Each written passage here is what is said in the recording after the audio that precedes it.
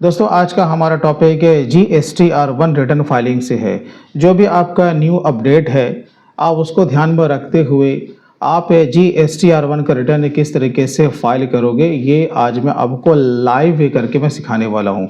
इसलिए दोस्तों आप पूरी जानकारी के लिए आप हमारे साथ एंड तक आप ज़रूर बने रहें और अगर आप हमारे चैनल पे पहली बार आएँ तो प्लीज़ आप हमारे चैनल को सब्सक्राइब ज़रूर कर लें क्योंकि मैं हमेशा अकाउंट्स, टैक्सेशन और टैली के ऊपर वीडियोस लेकर के आता रहता हूं। तो चलिए दोस्तों जानते हैं कि GSTR1 का return with all new updates हमें किस तरीके से फाइल करना है। तो सबसे पहले हम लोग आ जाते हैं टैली पे। ठीक है, अगर आप टैली पे काम करते हो तो ऑफ कोर्स आप चाहोगे कि GSTR1 का रिटर्न यहाँ से भी अपलोड हो जाए। तो बहुत ही सिंपल है, मैं आपको तरीका मैं आपको बता रहा हूँ, फिर मैं आपको एक्सेल और प्लस ऑफलाइन यूटिलिटी के थ्रू भी बताऊंगा कि आपको GSTR1 का रिटर्न कैसे फाइल करना है। इसके लिए आपको डिस्प्ले, स्टैट्यूटरी रिपोर्ट्स और यहाँ पे आपको GSTR1 में चले आना है। जिस भी मंथ का या जिस भी क्वार्टर का आपको रिटर्न अपलोड करना है तो यहाँ पर से आप पहले रिपोर्ट को आप चेक करोगे। यहाँ पर आप देख लोगे कि जो भी आपका पीरियड है वो उससे रिलेटेड कोई भी डेटा अनसर्टेन ट्रांजैक्शन में तो नहीं है। अगर है तो उसे अंदर जा करके आपको उसे रेक्टिफाई कर लेना है। ध्यान ये रखना है कि अगर वो रिलेटेड टू GST अगर आपका एंट्री है तो, अगर नहीं है तो फिर उसे रहने दीजिए, कोई टेंशन वाली बात नहीं है। ठीक है, अब जैसे कि यहीं पर आपको दिख जाएगा एक्सपोर्ट GST रिटर्न्स। ठीक है, लोग आओगे, आप अगर चाहते हैं कि यहाँ पर से उसे JSON फाइल को बना करके आपको GST के पोर्टल पे अपलोड करना है तो ये पॉसिबल है। और आप चाहते हैं कि आप इसे पहले एक्सेल फाइल में लेके जाओ फिर वहाँ पर आप उसे JSON फाइल में कन्वर्ट करो। ये डिपेंड करता है कि किस तरीके से आपको अपने रिटर्न को वेरीफाई करना है और GST के पोर्टल पे अपलोड करना है। तो यहाँ पे आपको दिखेगा एक्सपोर्ट करके। ठीक है, जैसे आप लोग यहाँ पे एक्सपोर्ट करोगे तो यहाँ पर आपका एक्सेल का स्प्रेडशीट यहाँ पे दिख जाएगा। तो जैसे ही हम लोग यहाँ पर एक्सपोर्ट करेंगे ये आपका स्प्रेडशीट में आपका ये कन्वर्ट होकर के चला जाएगा। तो यहाँ पर आप देख सकते हो कि अभी जो हमने एक्सपोर्ट किया कुछ इस तरह का वो आपका फॉर्मेट में एक्सेल में आपका डेटा पूरा दिखने वाला है, जो कि मैं आपको एक्चुअल डेटा में आपको दिखा देता हूं क्योंकि मैं उसी के ऊपर रिटर्न फाइल करने वाला हूं। तो ये हमारा B2B है। इसी तरीके से जैसा भी आपका ट्रांजैक्शन होगा वो इस टेबल में आना चाहिए। अब यहाँ पे जो मोस्ट इंपॉर्टेंट चीज है HSN वाइज जो आपका स्टॉक का समरी है वो आना चाहिए। जैसे कि यहाँ पर देखो आपका B2B है तो ये हमारा यहाँ पे दिख रहा है और HSN वाइज यहाँ पर B2C है, ये हमारा दिख रहा है। ठीक है, अब जो हम लोग ऑफलाइन यूटिलिटी के थ्रू इसे जो अपलोड करेंगे वो सारा का सारा इम्पैक्ट आपका GST के पोर्टल पे पड़ जाना चाहिए। ठीक है, अब इसके लिए आपको क्या करना है, देखिए इसके लिए सबसे पहले आपको ये GST ऑफलाइन यूटिलिटी को आपको अपने PC में इंस्टॉल कर लेना है। तो इसे कैसे करना है मैं आपको जल्दी से बता देता हूं। आपको गूगल क्रोम पे आना है, GST के ऑफिशियल वेबसाइट पे चले जाना है और यहीं पे आपको डाउनलोड में आना है। यहीं पे आपका ऑफलाइन टूल और ये रहा रिटर्न ऑफलाइन टूल और ये रहा आपका डाउनलोड का ऑप्शन। बस इसे आपको यहाँ पे क्लिक करना है और आपके PC में ये इंस्टॉल हो जाएगा। अब हमें क्या करना है, हाँ जी, जब इंस्टॉल हो जाएगा तो इसे आपको ओपन करना है। अब आपको न्यू फाइल बनाना है, ऑफ कोर्स आपको न्यू पे क्लिक कर देना है।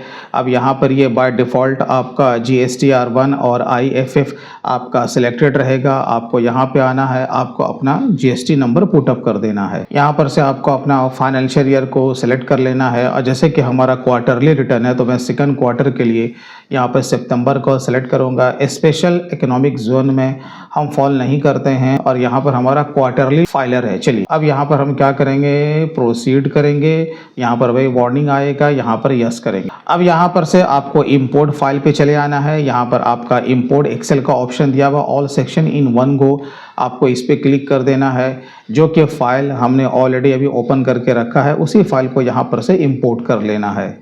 चलिए यहाँ पर वार्निंग करके आएगा, हम इसे यस करेंगे कि यहाँ पर HSN B2B में रो नंबर 9 में कुछ यहाँ पे प्रॉब्लम है। ठीक है, आप इसे चाहें तो वहाँ पर जाकर रेक्टिफाई भी कर सकते हैं और अगर हम रेक्टिफाई ना भी करें तो हम GST के पोर्टल पे इसे ऐड भी कर सकते हैं। ठीक है, तो हम लोग इसे ओके कर देते हैं और यहाँ पर व्यू समरी पे आ जाते हैं। तो यहाँ पर आपको क्या करना है, एक बार आपको अपने एक्सेल शीट से उसे मिलान कर लेना है कि ये सारा डेटा यहाँ पर रिफ्लेक्ट हुआ है या फिर नहीं हुआ है।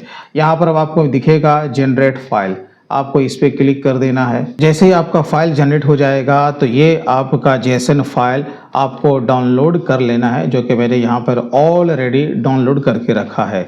अब इसी फाइल को आपको क्या करना है, जीएसटी के पोर्टल पे अपलोड करना है। तो इसके लिए आपको अगेन जीएसटी के पोर्टल पे चले आना है। तो जीएसटी के पोर्टल पे आपको लॉगिन कर लेना है, रिटर्न डैशबोर्ड पे चले आना है। यहाँ पर से आपको अपना क्वार्टर या जो भी मंथ है आप यहाँ पर से सेलेक्ट कर लीजिएगा, देन सर्च स्क्रॉल करके आपको नीचे आ जाना है। यहाँ पर आप देखो दिया हुआ ऑनलाइन, दूसरा दिया हुआ है ऑफलाइन। तो हमें ऑफलाइन के थ्रू रिटर्न को अपलोड करना है, तो ऑफलाइन पे हमें क्लिक करना है। ऑफलाइन पे क्लिक करने के बाद यहाँ पे आपसे पूछिएगा फाइल को चूज करना है। तो चलिए जहाँ पर हमारा ये फाइल है वहाँ पर से हमें इसे सेलेक्ट कर लेना है।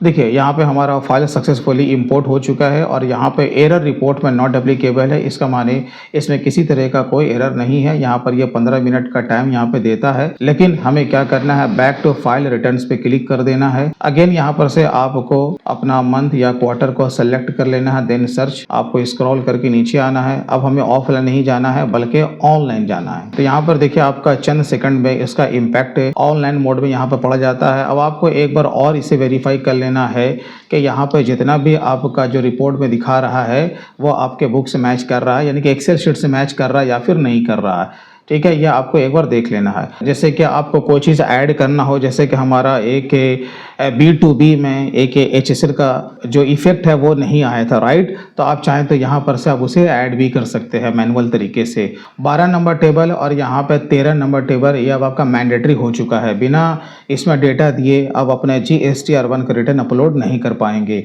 तो 30 नंबर में भी आपको क्या करना है, जो भी आपका इनवॉइस का नंबर है वो आपको वहाँ पर बता देना है, डेबिट नोट, क्रेडिट नोट जो भी है, यानी कि डॉक्यूमेंट्स का आपको यहाँ पे डेटा देना पड़ेगा। जब ये सारा आपका पूरा कंप्लीट हो जाए, हाँ जी ठीक है, ओके है, तो बस आपको नीचे चले आना है। यहीं पर आपको दिख जाएगा जनरेट समरी, आप यहाँ पर कर सकते हैं। या अगर आपको लगता है कि नहीं हमें इसे रीसेट करना है तो आप रिटर्न को बनाने से पहले आप इसे रीसेट भी कर सकते हैं। ठीक है, चलिए तो हम करते हैं भैया जनरेट समरी। चलिए अब यहीं पर आपको दिख जाएगा प्रोसीड टू फाइल। अब यहाँ पर आपका ये पूरा समरी के तौर पे आ जाएगा। आप चाहें तो यहाँ पर इसे क्रॉस वेरीफाई भी कर सकते हैं, जैसे कि आपको HSN वाइज का जो भी आपने वहाँ पर B2B और B2C में जो डेटा दिया है उससे आपका मैच करना चाहिए। तो उसे आप कैसे करोगे, जैसे कि यहाँ पर आप देखो हमारा जो यहाँ पर IGST है वो यहाँ पर इतना निकला है, प्लस से हमारा कुछ सेल्स रिटर्न भी है, तो हमारा IGST क्या हो गया, कम हो गया। तो फाइनल जो फिगर हमारा आ रहा है वो 58,938 से 0.47 आ रहा। तो आपने जो B2B और B2C में जो कि HSN वाइज का जो डेटा दिया है उससे आपका मैच करना ही चाहिए। यहाँ पर देखो हमारा जो B2B का जो डेटा है वो 58,938 है, राइट। तो एक बार आपको ये क्रॉस वेरीफाई भी एक बार कर लेना है। तो ये तो हमारे यहाँ पर ठीक है। तो चलिए आपको इसी तरीके से अपना चेक कर लेना है और फाइनली आपको क्या करना है, फाइल स्टेटमेंट पे क्लिक कर देना है। यहाँ पर से आपको चेक मार्क पे क्लिक करना है। यहाँ पर से अपना जो नाम है उसे आपको सेलेक्ट कर लेना है और देन यहाँ पर फाइल विद AVC या फिर DSC के थ्रू आपको रिटर्न को अपलोड कर लेना है। दोस्तों इसी तरीके से अगर और भी डिटेल में आप टैली, अकाउंट्स और टैक्सेशन में सारा काम अगर सीखना चाहते हैं तो आप हमारे tally and taxation mastery course में भी इनरोल कर सकते हैं।